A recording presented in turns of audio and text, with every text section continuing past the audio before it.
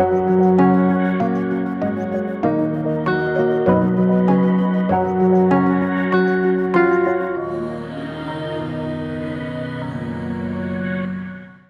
പേര് ബാബു എന്നാണ്. ഞങ്ങൾ കോട്ടയത്താണ് ഞങ്ങളുടെ വീട്. വൈഫിൻ്റെ പേര് mini Varghese, state bank of ഇന്ത്യയിലെ മാനേജറാണ്. ഞാൻ റെയിൽവേയിൽ ജോലി ചെയ്യുന്നു. ഞങ്ങൾ ഇപ്പോൾ താമസിക്കുന്നത് തൃശ്ശൂരാണ്. 2019 ഏപ്രിൽ 24 ഞങ്ങൾ ആദ്യമായിട്ട് ഉടമ്പടി എടുത്തത്.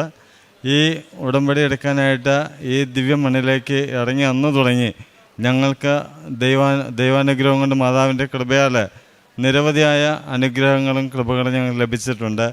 ഞങ്ങൾ ഇതിനു മുമ്പ് സാക്ഷ്യപ്പെടുത്തിയിട്ടുണ്ട്. ഇപ്പോൾ ഞങ്ങൾക്ക് വളരെ റീസെൻ്റായിട്ട് ദൈവമാതാവിൽ നിന്ന് ലഭിച്ച അനുഗ്രഹങ്ങളെക്കുറിച്ച് പറയുവാനാണ് ഞങ്ങളിപ്പോൾ എത്തിയത്.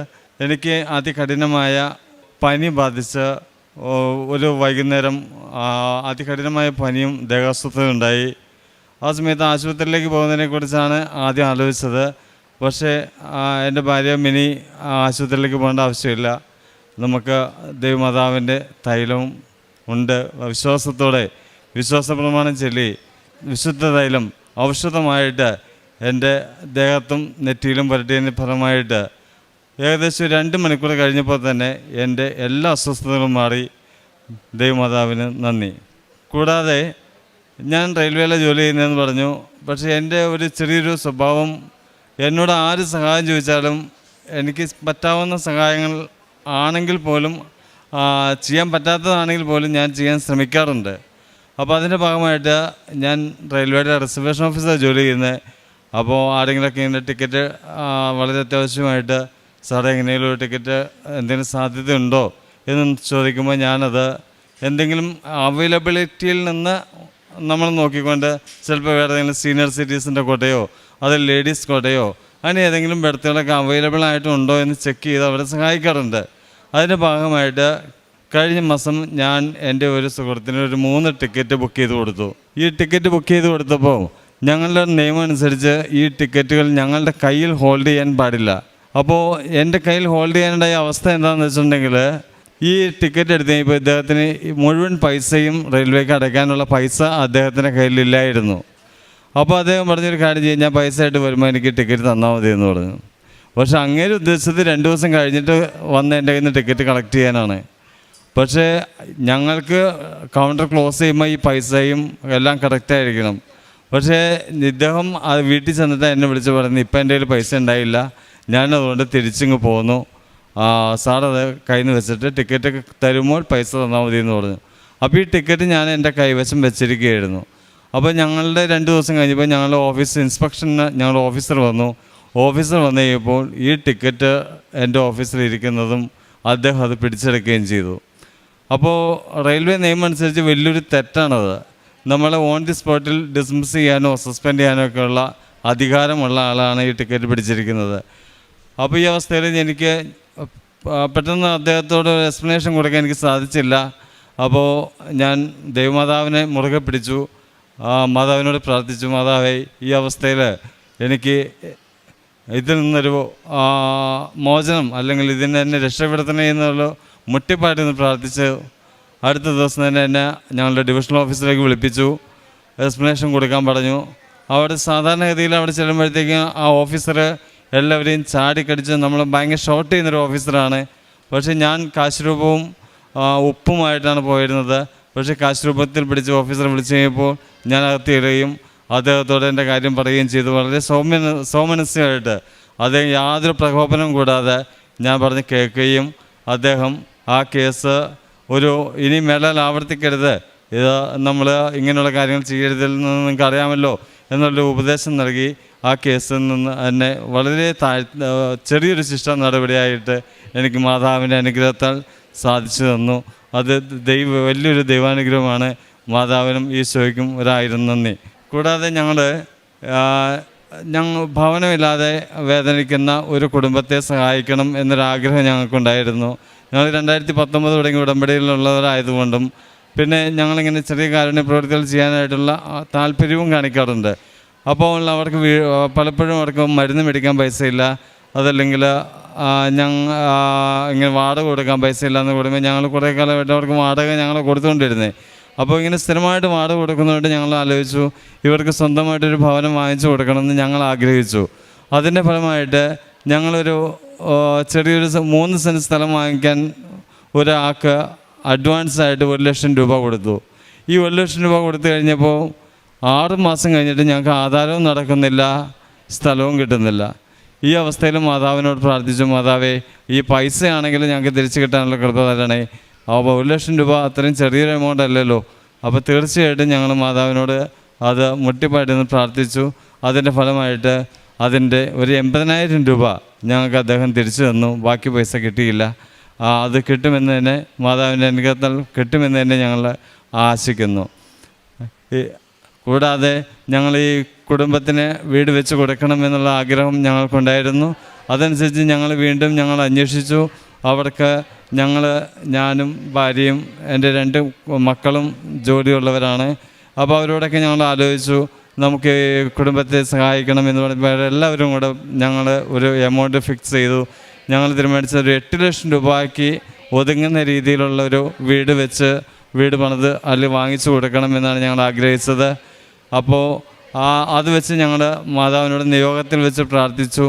ആ പ്രാർത്ഥനയുടെ ഫലമായിട്ട് ആ കുടുംബത്തിന് അവർക്ക് യോജിച്ച അവരുടെ സ്ഥലത്ത് തന്നെ അവർക്ക് ഇഷ്ടപ്പെട്ട അവരുടെ ദേവാലയത്തോട് ചേർന്ന് തന്നെ അവർക്ക് ദേവാലയത്തിൽ എല്ലാ ദിവസവും പോയി കുർബാന കാണാവുന്ന അത്രയും അടുത്ത് ദൈവമാതാവിൻ്റെ കൃപയാൽ അവർക്ക് നല്ലൊരു ഭവനം വാങ്ങിച്ചു കൊടുക്കാനായിട്ട് ഞങ്ങൾക്ക് ഭവനം നൽകി ദൈവമാതാവ് അനുഗ്രഹിച്ചു.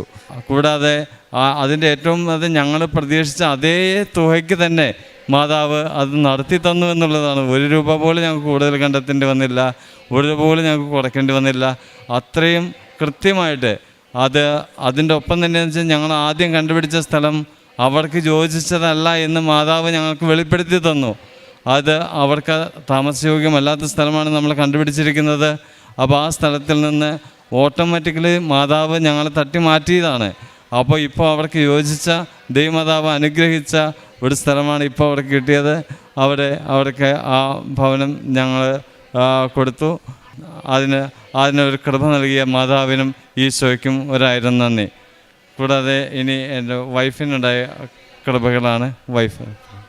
ഞങ്ങൾ ഉടമ്പടിയിൽ പുതുക്കുമ്പോൾ ആത്മീയ വളർച്ചയാണ് ഞങ്ങൾ കൂടുതൽ ആഗ്രഹിച്ചെഴുതാറ്. അതുകൊണ്ട് ഭൗതിക നിയോഗങ്ങൾ അധികം ഞങ്ങളുടെ ഉടമ്പടി നിയോഗങ്ങളിൽ വയ്ക്കാറില്ല. ആത്മീയമായിട്ട് ഞങ്ങളെ ഒത്തിരിയേറെ കർത്താവ് വളർത്തിയിട്ടുണ്ട്. കാരുണ്യപ്രവൃത്തി ചെയ്യാനും പ്രേക്ഷിത വേല ചെയ്യാനും ഒരുപാട് കർത്താവ് ഞങ്ങളെ ഉയർത്തി. പരിശുദ്ധാമ്മ ഞങ്ങളെ സഹായിക്കുന്നുണ്ട്. ഞങ്ങൾ പള്ളിയിൽ പോകാൻ മടിയുള്ളവരായിരുന്നു. പക്ഷേ ദിവസവും പള്ളിയിൽ പോയി കുർബാന കാണുവാനും അടിക്കടി കുമ്പസാരിക്കുവാനുമുള്ള കൃപ കർത്താവ് ഞങ്ങൾക്ക് ഒരുക്കി തന്നു. എൻ്റെ പ്രൊമോഷൻ്റെ ഭാഗമായിട്ട് എനിക്ക് 2024 ട്രാൻസ്ഫർ കിട്ടിയ ബ്രാഞ്ച് അതികഠിനമായ ജോലി ബാധ്യതയുള്ളൊരു ബ്രാഞ്ചായിരുന്നു. എനിക്ക് വൈകിട്ട് വളരെ ലേറ്റായിട്ട് പുറപ്പെട്ടാലും എൻ്റെ ജോലികൾ തീർത്തിട്ടോ ഒരു സംതൃപ്തിയോടെ ആയിരിക്കില്ല ഞാൻ പോന്നിരുന്നത്. ഞാൻ ഓരോ ദിവസവും എണ്ണിയാണ് ബ്രാഞ്ചിൽ പോയിക്കൊണ്ടിരുന്നത്. 1 വർഷം മിനിമം അവിടെ വർക്ക് ചെയ്താൽ മാത്രമേ ട്രാൻസ്ഫർ സാധ്യമാകുമായിരുന്നുള്ളൂ. ഞാൻ ഒരിക്കലും ട്രാൻസ്ഫർ എനിക്ക് കിട്ടുമെന്ന് ഞാൻ പ്രതീക്ഷിച്ചിട്ടുമില്ല. അത് നിയോഗം വെച്ചില്ല. അത് കർത്താവിനോട് ചോദിക്കുന്നത് തെറ്റാണെന്ന് ഞാൻ വിചാരിച്ചു. ഞാൻ ചോദിച്ചില്ല. പക്ഷേ അത്ഭുതകരമായിട്ട് മാതാവിൻ്റെ ഇടപെടലിലൂടെ ഈശോ എന്നെ തൊട്ടടുത്തുള്ള വളരെ സൗകര്യപ്രദമായ ഒരു ബ്രാഞ്ചിലേക്ക് എന്നെ മാറ്റി തരികയും കർത്താവിൻ്റെ കൂടെ ഉണ്ടെന്നുള്ള ബോധ്യം എന്നിൽ ഉറപ്പിക്കുകയും ചെയ്തു. മാത്രമല്ല അതിനുശേഷം ഒരു 4 മാസം കഴിഞ്ഞപ്പോൾ കുറച്ച് ദൂരെയുള്ള മറ്റൊരു ബ്രാഞ്ചിലേക്ക് ഡെപ്യൂട്ടേഷനായിട്ട് പോകാമോ എന്ന് എന്നോട് തന്നെ എൻ്റെ HR മാനേജരും ഞങ്ങളുടെ റീജിയൽ മാനേജരും ചോദിക്കുകയും എനിക്ക് ശാരീരികമായിട്ട് വളരെ ബുദ്ധിമുട്ടുണ്ട് ആ ബ്രാഞ്ചിൽ പോകാൻ. നല്ല ദൂരമുണ്ട്, എനിക്ക് പരിചയക്കുറവുണ്ട്. അവിടുത്തെ ബ്രാഞ്ച് മാനേജർ മെറ്റേണിറ്റി ലീവിലാണ്. അപ്പോൾ അവിടെ പകരം ഒരാൾ പോകാനില്ല. അപ്പം മാഡം പോകുമെന്ന് ചോദിച്ചപ്പോൾ ഞാൻ പോകാം എന്ന് പറഞ്ഞു. എനിക്ക് യാതൊരു അറിവും ആ സ്ഥാനത്തെപ്പറ്റി ഉണ്ടായിട്ടല്ല. അതെനിക്ക് മാനേജ് ചെയ്യാൻ പറ്റുമോ എന്ന് എനിക്ക് യാതൊരു ഉറപ്പും ഉണ്ടായിരുന്നില്ല. പക്ഷെ കർത്താവിൽ ആശ്രയിച്ച് ഞാൻ പോയി. അവിടെ ചെന്നപ്പോൾ എനിക്ക് സത്യത്തിൽ ലോൺ പ്രോസസ്സിങ് ഞാൻ അധികം ചെയ്ത പരിചയം എനിക്കില്ല. പക്ഷേ അവിടെ ചെന്നപ്പോൾ എന്നെ കാത്തിരുന്നത് പെൻഡിങ് ഉള്ള നെൽകർഷകരുടെ ഒരു 100ഓളം ലോൺ 150ഓളം ലോൺ അപേക്ഷകളാണ്. എനിക്ക് മുൻപരിചയമില്ലാത്തൊരു മേഖല. പക്ഷെ ദൈവകൃപയാൽ നിശ്ചിത സമയപരിധി കൊണ്ട് എനിക്കത് പൂർത്തിയാക്കാനായിട്ട് കർത്താവ് എനിക്ക് കൃപ നൽകി. മാത്രമല്ല ആ 3 മാസങ്ങൾക്ക് ശേഷം എന്നെ പുതിയൊരു ബ്രാഞ്ചിലേക്ക് എൻ്റെ ട്രാൻസ്ഫർ ഡ്യൂ ആയി. ആ റീജിയനിൽ നിന്ന് ഞാൻ മാറി അടുത്ത റീജിയനിലാണ് പിന്നെ ഞാൻ വർക്ക് ചെയ്യേണ്ടത്. എനിക്ക് പുതിയൊരു ബ്രാഞ്ചിലേക്ക് മാറ്റം കിട്ടി. അവിടെ ഞാൻ ബ്രാഞ്ച് മാനേജറായിട്ടാണ് എനിക്ക് പോസ്റ്റിംഗ് വന്നത്. ഞാൻ അവിടെ ചെന്നപ്പോഴാണ് എനിക്ക് മനസ്സിലായത് കർത്താവിനെ ഒരുക്കുകയായിരുന്നു എന്ന്. ഞാനവിടെ ചെന്നപ്പോൾ ഞാൻ ഇതേ കൃഷിക്കാരുടെ 200ഓളം വായ്പ അപേക്ഷകൾ അവിടെ കെട്ടിക്കിടക്കുകയാണ്. സത്യത്തിൽ ഈ 3 മാസത്തെ പരിചയം എനിക്ക് കിട്ടിയില്ലായിരുന്നെങ്കിൽ ഞാനിത് എങ്ങനെ ഹാൻഡിൽ ചെയ്യുമായിരുന്നു എന്ന് എനിക്ക് ഊഹിക്കാൻ പോലും സാധിക്കുന്നില്ല. അപ്പോൾ എന്നെ കർത്താവ് എന്നെ പരിശീലിപ്പിക്കുകയായിരുന്നു എന്ന് എനിക്കപ്പോൾ മനസ്സിലായി. ദൈവകൃപയാൽ ആ അപേക്ഷകളുടെ 180ഓളം അപേക്ഷകൾ ഞങ്ങൾ പൂർത്തിയാക്കി പൂർത്തിയാക്കി അധികം വൈകിക്കാതെ പൈസ കൊടുക്കാനും അവർക്കൊരാശ്വാസം കൊടുക്കുവാനും ഞങ്ങൾക്ക് സാധിച്ചു. മാത്രമല്ല ഞാനൊരു ഓഫീസർ എന്ന നിലയിൽ ഏറ്റവും ഭയപ്പെടുന്നതും ഇഷ്ടപ്പെടാത്തതുമായ കാര്യങ്ങളാണ് കർത്താവ് എപ്പോഴും എനിക്ക് തരുന്നത്. പ്രത്യേകമായിട്ട് ഓഡിറ്റിംഗ് അതികഠിനമായിരിക്കും. രാത്രി 11 മണി വരെ നമുക്ക് പലപ്പോഴും ജോലി ചെയ്യേണ്ടി വരും. തുടർച്ചയായ 10ഓളം ദിവസം ഇങ്ങനെ തന്നെയായിരിക്കും അവസ്ഥ. അത് കഴിഞ്ഞ് അതിൻ്റെ കംപ്ലയിൻസ് വർക്ക്, ഇതെല്ലാം എന്നെ വല്ലാതെ ഭയപ്പെടുത്തുന്ന ജോലികളാണ്. പക്ഷേ എൻ്റെ പുതിയ ബ്രാഞ്ചിൽ ഞാൻ ചെന്നപ്പോൾ എന്നെ കാത്തിരുന്നത് ഇതേ ഓഡിറ്റിംഗ് ആയിരുന്നു. ഞാൻ ചെന്ന് 2 ആഴ്ച കഴിഞ്ഞപ്പോൾ കൃത്യം ഓഡിറ്റിംഗ് തുടങ്ങി. ദൈവകൃപയാൽ അതികഠിനമായിരുന്നു എനിക്ക് ആ സമയമെങ്കിലും അത് പൂർത്തിയാക്കാനായിട്ട് സാധിച്ചു. ഇപ്പോൾ അതിൻ്റെ കംപ്ലയിൻസ് കൊടുക്കാൻ അതിനേക്കാൾ ഞാൻ ഭയപ്പെടുന്നതാണ്. പക്ഷെ കർത്താവ് എന്നെ ആ കഠിനമായ പരിശീലനത്തിലൂടെ എന്നെ കടത്തി വിട്ടുകൊണ്ടിരിക്കുകയാണ്. പക്ഷേ അതെന്നെ ആത്മീയമായിട്ട് നന്നായിട്ട് വളർത്തുന്നുണ്ട്. കർത്താവിലുള്ള ആശ്രയത്വം എന്നിൽ നന്നായിട്ട് വളർത്തുന്നുണ്ട്. അതിന് ഞാൻ കർത്താവിന് നന്ദി പറയുന്നു. പരിശുദ്ധ അമ്മ എന്നെ കർത്താവിലേക്ക് അടുപ്പിക്കാനായിട്ട് തരുന്നതാണിതെന്ന് എനിക്ക് നല്ല ബോധ്യമുണ്ട്. അതുപോലെ എൻ്റെ മക്കളെയും എൻ്റെ ജീവിത പങ്കാളിയെയും കർത്താവിലേക്ക് കൂടുതൽ അടുപ്പിക്കാനായിട്ട് ഞങ്ങളുടെ ഈ ഉടമ്പടി സഹായിക്കണമേ എന്ന് ഞാൻ കർത്താവിനോട് പരിശുദ്ധ അമ്മ വഴി അപേക്ഷിക്കുന്നു. ഞങ്ങളുടെ മക്കൾക്ക് സാക്ഷ്യങ്ങളുണ്ട്, അനുഗ്രഹങ്ങൾ കിട്ടിയിട്ടുണ്ട്. അവരെ കൂടെ കൊണ്ടുവരാൻ സാധിക്കാത്തതുകൊണ്ട് ഞങ്ങൾക്ക് സാക്ഷ്യങ്ങൾ ഇവിടെ പറയാൻ സാധിക്കില്ല. ഞങ്ങളുടെ കുടുംബത്തിലെ മറ്റു മക്കളും ഞങ്ങൾ വഴി ഉടമ്പടിയിലേക്ക് വരാനിടയായിട്ടുണ്ട്. അവർക്ക് ധാരാളം അനുഗ്രഹങ്ങൾ കിട്ടിയിട്ടുണ്ട്. ഞാൻ ജോലി ചെയ്യുന്ന സ്ഥലത്ത് ആർക്കെന്തെങ്കിലും രോഗബുദ്ധിമുട്ട് പറഞ്ഞാൽ ഞാനൊരു അവരുടെ സൂപ്പർവൈസറാണെന്ന് ഓർക്കാതെ ഞാൻ അവർക്ക് മുന്നിൽ മുട്ടിൽ നിന്ന് അല്ലെങ്കിൽ അവർക്ക് വേണ്ടി പ്രാർത്ഥിച്ച് അവരുടെ രോഗാവസ്ഥയുള്ളിടത്ത് വിശുദ്ധ തൈലം പരട്ടി കൊടുത്ത് പ്രാർത്ഥിക്കാറുണ്ട്. അവർക്ക് സൗഖ്യം കിട്ടുന്നത് ഞാൻ കണ്ടിട്ടുണ്ട് എൻ്റെ കണ്ണിൽ. പക്ഷേ സാക്ഷ്യപ്പെടുത്താൻ അവരെന്നോട് സാക്ഷ്യം പറയാത്തതുകൊണ്ട് എനിക്ക് സാധിക്കില്ല. മാത്രമല്ല അവരിവിടെ വരാൻ തയ്യാറാകാതെ ആ സാക്ഷ്യങ്ങളൊന്നും എനിക്ക് പറയാൻ നിവൃത്തിയില്ല. പക്ഷേ എനിക്ക് ഓരോ ദിവസവും എനിക്കറിയാം ഞാൻ എൻ്റെ കസേരയിലിരിക്കുമ്പോൾ കർത്താവാണ് എൻ്റെ കസേരയിലിരിക്കുന്നത്. കർത്താവിൻ്റെ മുന്നിൽ വെറുമൊരു ദാസിയായി ഞാൻ നിൽക്കുകയാണ്. കർത്താവിനെ വഴി നടത്തണം.